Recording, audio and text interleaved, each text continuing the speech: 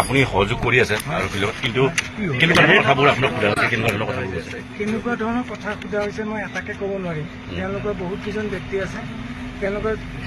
নিজৰ নিজৰ হিচাপত তেওঁলোকে কুৱেশ্যন সুধি গৈ আছে যি সুধিছে মোৰ লুকাব লগা একো নাই নক'ব লগা একো নাই যি সুধিছে মোৰ যিমানখিনি পাৰোঁ মই গোটেইখিনি সহযোগ কৰিছোঁ মই কালিও আপোনালোকৰ ওচৰত কৈছিলোঁ মৃত্যুৰ আগমুহূৰ্তলৈকে প্ৰশাসনৰ লগত মই পূৰ্ণ সহযোগিতা কৰিম তেওঁলোকে যি কয় মোক যেতিয়াই মাতে CID হওক SIT হওক CBI হওক মই প্ৰত্যেকে ইয়াত নহয় বেলেগত যাব লাগে মই তালৈকে যাম মই মৃত্যুৰ আগমুহূৰ্তলৈকে যুঁজিম দাদাৰ কাৰণে ন্যায়ৰ কাৰণে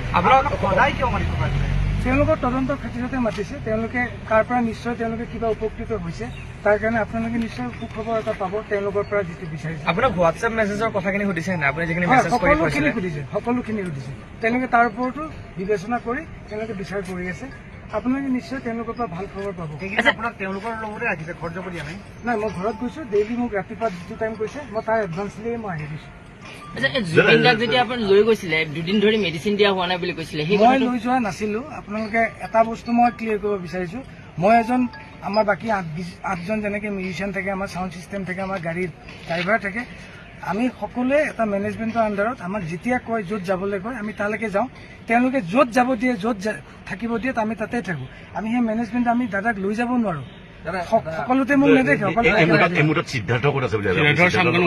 মই দাদা যোনদিনা দাদাক ইয়াতে লৈ অহা হৈছিল সেইদিনাখন ময়ো একেলগে আহিছোঁ সেইদিনাখনৰ পৰা মই ঘৰত আছোঁ মোৰ ফোন মোৰ সকলো বস্তু প্ৰশাসনে চিজ কৰিছে সেইকাৰণে মই বৰ্তমান ময়ো আপোনালোকৰ নিচিনা একেই যে ক'ত আছে তেওঁলোক ময়ো সঁচাকৈ গম নাপাওঁ প্ৰশাসনে তাৰ বিচাৰ দিব